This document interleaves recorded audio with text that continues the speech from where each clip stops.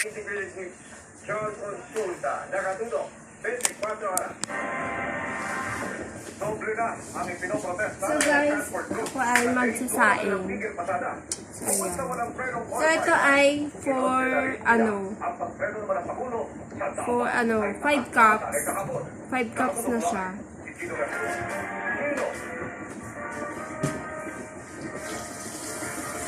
Pagpasura sa Oil Deregulation Law, pagbawi sa excise at value-added taxes sa mga produktong petrolyo, ang isigaw ng grupong tumugo dito sa Mindoro Bridge kanina para iprotesta ang kanilang kawalan ng aksyon ng gobyerno sa walang patid na pagtaas ng produktong petrolyo sa bansa.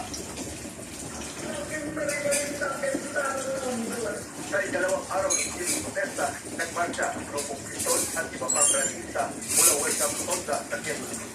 Tumong Mindoro Bridge sa Maynila para nila ito para iparangin ang kanilang pagkatibayan sa pagsipa ng presyo ng crudo at gasolina sa bansa. Ito Wilga, ituloy-tuloy ito na ilulunsad natin hanggat hindi pinapasura ni BBM yung Oil Deregulation Law, hanggat hindi tinatanggal yung isa-saka yung VAT, hanggat hindi niro-roll back sa halagang 55 pesos per liter ang presyo ng petrolyo, ay tuloy-tuloy itong ating mga pagsipa. Matapos sa day 1, day 2, day 3, hanggat hindi nagbibigay ng klaro, malinaw at konkretong plano ang ating pamahalaan hanggang sa ating economic crisis na nararanasan ngayon. Mapapatuloy ang ating laban, mapapatuloy ang ating pagkita. Puwesto at nagprograma ang mga ralista sa gitna ng panulukan ng Legarta, Recto at Mendiola. Kaya hindi na makadaan ang mga sasakyan. Pinatikos din ang grupo ang desisyon ng Pangulong Marcos sa ipaliban mula ang pagtaas ng presyo ng pamasahe sa pagpasahirong isip at mga bus. Ayon kay Presidential Spokesperson Attorney Claire Castro, binabalansin ng gobyerno ang pagtulong sa computer at sa sektor ng transportasyon sa gitna ng lumalalang krisis, bunsod ng gera sa gitnang silangan. Hindi pasado alas 4 ng hapon ay tinapos na ng grupo ang kanilang programa dito sa may Mindoro Bridge, pero sabay iwan ng babala sa gobyerno na hindi ito ang kanilang huling kilos protesta para tigilin ang kanilang kawalan ng aksyon ng gobyerno sa gitna ng krisis. Emil, maraming salamat, Gino Gaston. Natanggap na ng abogado ni Vice President Sara Duterte ang imbitasyon para sa pagdinig sa hinaharap ng dalawang impeachment complaint. At kung dadalo siya, alamin sa pagtutok si Jonathan Anda. Ito ang pinadalang imbitasyon ng House Committee on Justice kay Vice President Sara Duterte para sa hearing sa dalawang impeachment complaints laban sa kanya. Ayon kay Attorney Michael Poe, abogado ng Duterte, natanggap na nila kahapon ang imbitasyon. Pero hindi pa raw direkto na pag-uusapan ng Vice Presidente. Sabi ni Justice Committee Chair Congresswoman Jervin Luistro, hindi nila pipilitin si Duterte na dumalo sa pagdinig na tinawag din niyang mini trial. Ito pong mini trial na ito, we are using this for the better understanding of the Filipino people dahil magkakaroon po ng presentasyon ng witnesses, presentasyon ng mga evidence ng complainant at ng respondent. But again, let me state for the record, that the full-blown trial will happen only in the Senate of the Philippines. Itinakda ng House Justice Committee ang hearing ng impeachment complaint sa 4 na araw, March 25, April 14, April 22, at April 29. Maglilinaw ni Luistro, ang pwede lang mag-cross-examine sa mga iyaharap na testigo ay mga kongresistang miyembro ng Justice Committee. Hindi pwede si BP Sara, ang kanyang mga abogado, at kahit ibang kongresistang hindi miyembro ng komite. Kung hindi sisipotang bise, hindi rin nauubra na ang abogado na ito ang magpipresenta ng ebidensya para sa kanya. Hindi rin pwede ang mga kaalyado ng kongresista. Para sa GMA Integrated News, Jonathan Andal, nakatutok, 24 oras.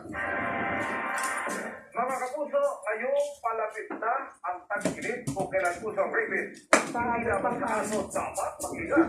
Kung makagat, ingat din sa mga sakuna ko sa rapid dahil mga peke, tulad ng mga nabisto sa maging ang resibo sa eksklusibo mong pagsubo.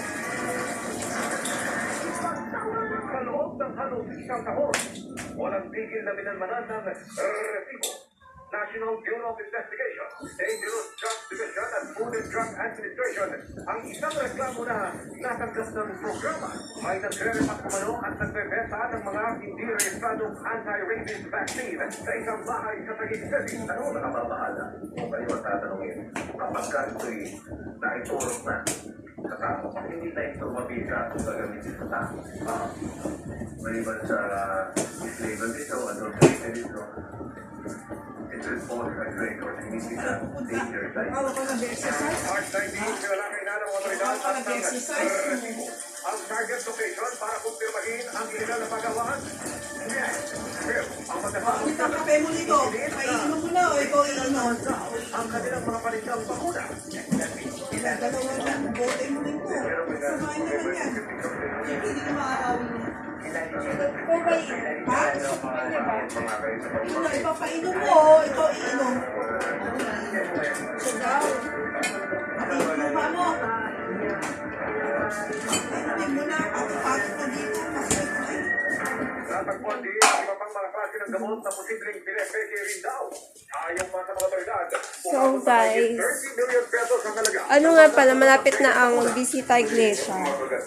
And, so dapat, may pag-usapan kasi nung, Friday, kasi Good Friday. Tapos, nalipat na siya ng April 2. Dapat alis kami lahat. Lahat kami. And, kaya lang yung isa hindi pwede. Kasi may work. Ayun, kasi nga may work siya. And, ay nga pala, kalibutan ko. So, magmerienda muna ako. ng task ng apoy sa dugo at cortisol. May report siya for Mama Candile Rizzotti.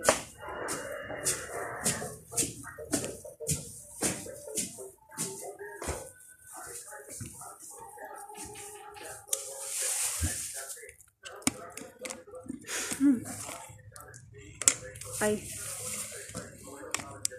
Mag-post pala muna ako sa sa group page namin.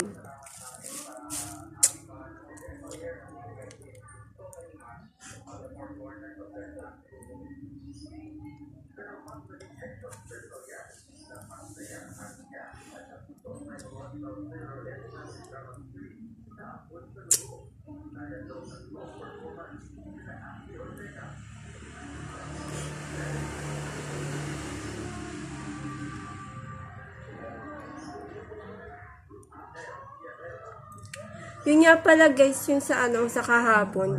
Di ba nagkita kami sa may Isitan? Tapos, may nakita ko doon nagsusumba. Sila, panggabi. Sabi ko, may nagsusumba ba ng gabi? Sabi ko, umaga lang yun. Sa umaga lang sila, sa umaga lang dapat ang zumba. Kaya namin nakita ko na, nagsusumba ng gabi. Pero sa yun, sa underground floor.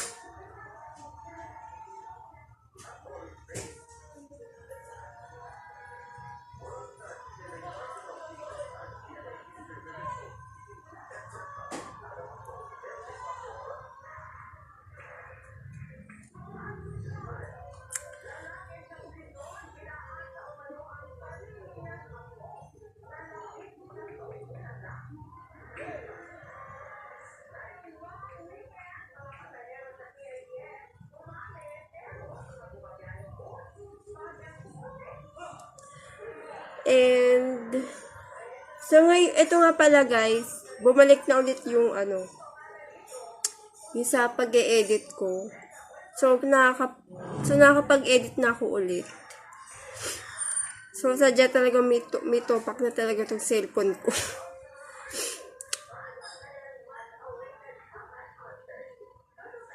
And, ayun, nakakapag-upload na ulit ako. Then, nakakapag-edit na din ako ng thumbnail. So yung last upload ko na nakapag-edit ako, na-upload ko na siya. Then, ito yung sumunod, pangalawa.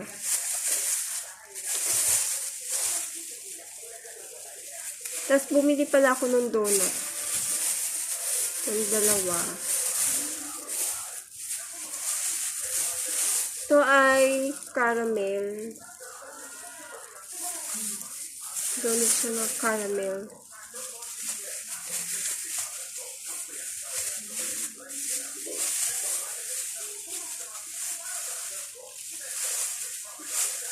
And mamaya, mag-ano din pala ako ng mga damit ko.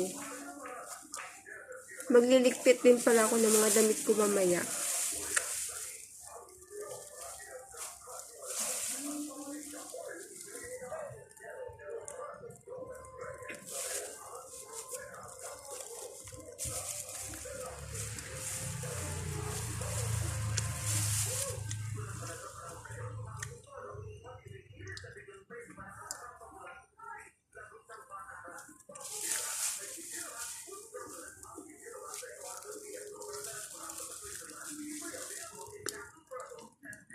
Tapos nga pala yung sa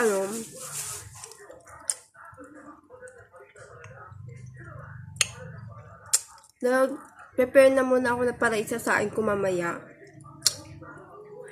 So, 5 cups siya. Then, minsan maabot siya ng 3 days. 2 days or 3 days. Ganyan. Pag kami-kami lang. Pag andyan yung kapatid kong isa kasi maalis din siya. Pumunta siya minsan work from home, minsan maalis siya. Maabot ng 3 days. Pero pag kami naman ng ate ko, sa bahay lang kami, 2 days lang siya. Ay, umabot ng 3 days. Pag isa kapatid ko pa lang siyang umaalis, 2 days lang pala. Ayun, umabot siya ng 2 days lang. Pero pag bihira lang kumakain, umaabot ng 4 days. Basta make sure yung bigas, mukha pang bago. Parang ganun.